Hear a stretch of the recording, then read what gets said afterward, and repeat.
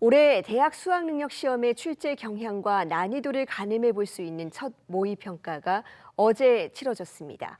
전반적으로 지난해 수능 시험만큼이나 변별력이 있었다는 반응이 많은데요.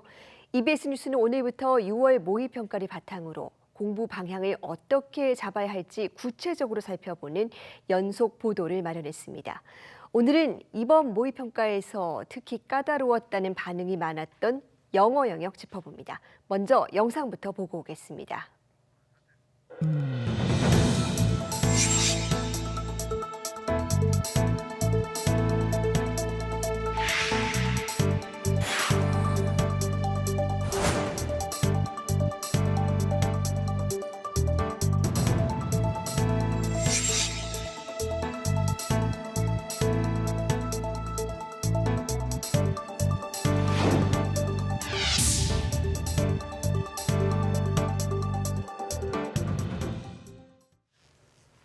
영어는 절대평가로 바뀐 뒤에도 특히 수능 최저 등급을 맞추는데 중요한 지표 역할을 해왔는데요. 남은 기간 효과적으로 공부하는 법, 서울 대원 외국어고등학교 김예령 선생님과 알아봅니다. 선생님 어서 오세요. 안녕하세요. 예, 먼저 어제 치러진 모의평가 이 영어 영역 전반적인 난이도 어땠는지 총평 부탁드립니다. 사실 이번 6월 모의평가는 작년과 대체적으로 비슷했습니다. 비슷하다고 말씀드린 건 문항의 유형이나 순서뿐만이 아니라 교육부에서 얘기하고 있는 킬러 문항의 배제라는 측면에서 비슷했다고 말씀을 드리는 건데요. 다만 이제 수험생의 입장에서는 킬러 문항, 말 그대로 인지적으로 너무 추상적이고 개념적인 문항이 없어졌을 뿐 지문을 처음부터 끝까지 전부 읽어야 되는 문항들이 다수 출제가 되었기 때문에 아마도 6월 모의평가라는 첫 모의고사의 특성상 아마 수험생들의 체감 난이도는 꽤 높지 않았을까 생각됩니다. 네, 구체적인 이 출제 경향도 궁금한데 혹시 이번 시험에서 두드러진 특징도 있었을까요? 사실 두드러진 특징이라고 말씀드리기에는 앞서 말씀드린 것처럼 유형이나 순서가 크게 바뀌지는 않았어요. 하지만 무언가 아이들이 읽었을 때 쉽게 지나갈 수 있는 문제도 그렇게 쉽게 풀리지 않는 느낌을 받았을 수도 있습니다. 제가 사실 모의평가를 다 한 번씩 풀어보니까요. 네. 20번 문항의 경우에는 보통의 아이들은 이제 18, 19, 20번을 그냥 훑고 지나가서 선지를 쉽게 고를 수 있는 보다 쉬운 문제에 속하는데 20번의 선지가 아마 학생들한테 그냥 단순하게 날릴 수 있지 않은 무언가 지문 모든가 1번부터 5번까지를 천천히 읽고 분석해야 되는 거라서 아이들의 생각에는 이건 쉬운 문제여야 되는데 왜 쉽지가 않지? 라는 부분에서 뭔가 마음의 걸림돌이 됐을 것 같습니다. 네, 그렇다면 이번 시험에서 이 특히 눈여겨봐야 할 문항은 뭐라고 보셨습니까? 특히 눈여겨봐야 할 문항, 이걸 문항이라고 말씀드려야 될지는 잘 모르겠는데요. 36번에서 이제 언론 같은 데서 까다로운 문항이라고 많이들 평가를 하시더라고요. 그래서 이제 저도 다시 한번 생각을 해보았는데 아마 그 까다로운 문항이라는 게 이 문항이 주어진 글의 순서를 배열하는 문항이었는데 답이 1번이었어요. 앵커님이 약간 의아하실 수도 있지만 그 문항이 답이 1번이었던 선례가 정말 한 손에 꼽을 정도로 드물거든요. 그러면 시험장에 있는 수험생의 입장에서 이게 1번이 답일 리가 없는데 왜 내가 풀었던 거니 1번인데 1번은 답이 있어서는 안 되는데 라는 그런 고민을 많이 했을 것 같습니다. 그래서 아마 그것이 신유형이나 새로운 기조라고 하기보다는 아이들에게 조금 더 생각할 수 있는 힘을 길러줄 수 있는 그러려고 아마 평가원이 출제하지 않았을까 생각합니다. 네, 그러니까 어떤 고정관념도 깨야 되고 기본에 충실한 아주 그쵸. 정석에 기반한 그런 공부를 해야 되겠습니다. 네네.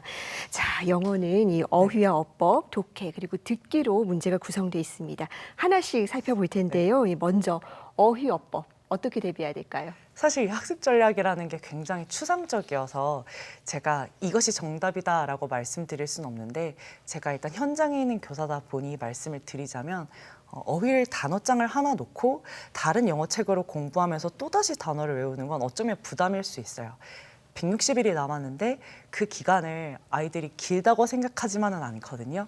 그래서 저는 학교에서 아이들한테 보고 있는 책 안에 있는 어휘를 모두 다 외우면 내가 만점을 받자라는 생각으로 외우자는 얘기를 합니다.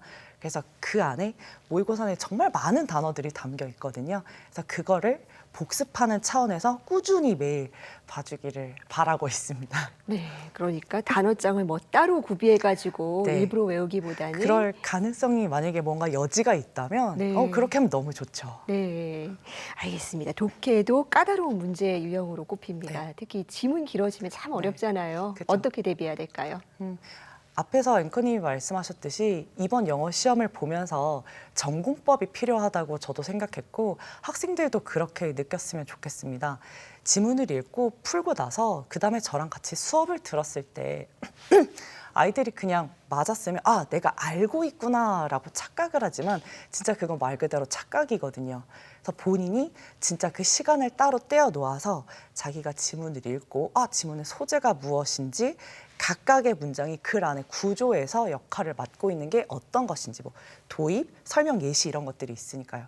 파악을 하고 나서 그리고 나서 복습, 저랑 같이 수업을 듣는 그런 루트를 따라가는 게 진짜 말 그대로 전공법이라고 생각합니다. 문제풀이 스킬, 무언가 단서를 활용해서 답을 찾자라는 데 초점을 두지 말고 지문을 천천히 읽어서 나중에 책을 덮었을 때 그 지문이 머릿속에 남을 수 있도록 그렇게 천천히 공부를 하는 것을 추천드립니다. 네, 문제만 풀고 끝내지 말고 네. 반드시 지문으로 되돌아가서 그쵸. 분석을 해야 된다라는 지적해 주셨습니다.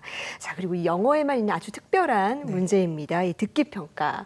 어려워하는 수험생들이 많은데 어떻게 준비할 수 있을까요?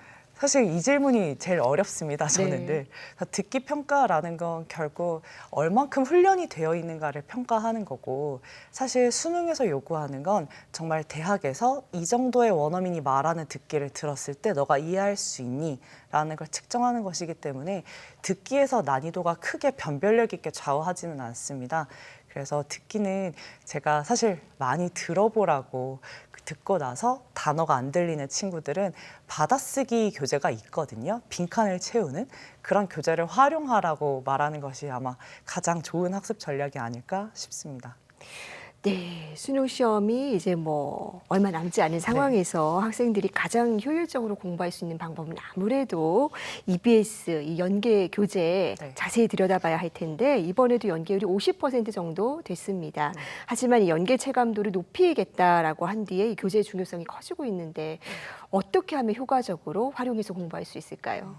수험장에서 연계 체감도를 느끼기라는 사실상 어려운 문제입니다. 아이들이 너무나 긴장한 상태에서 문제를 풀고 있기 때문에 알고 있는 것도 못 푸는데 저도 이런 말을 드릴까 조심스러웠지만 연계 체감도에 연연해하지 말고 그냥 EBS 수능 특강 수능 완성이라는 교재 자체의 그 지문들이 매우 밀도 있고 교육적으로 가치가 있는 내용이거든요. 정말 자신 있게 그건 제가 말씀드릴 수 있어서 그 지문을 아까 말씀드렸던 정석적인 독해 방식을 활용해서 본인이 꼼꼼하게 공부한 다음에 어떤 지문이 나와도 당황하지 않고 아, 이 지문 어떤 글의 구조를 가지고 있구나 그런 파악하는 눈과 힘을 길러내기를 바랍니다.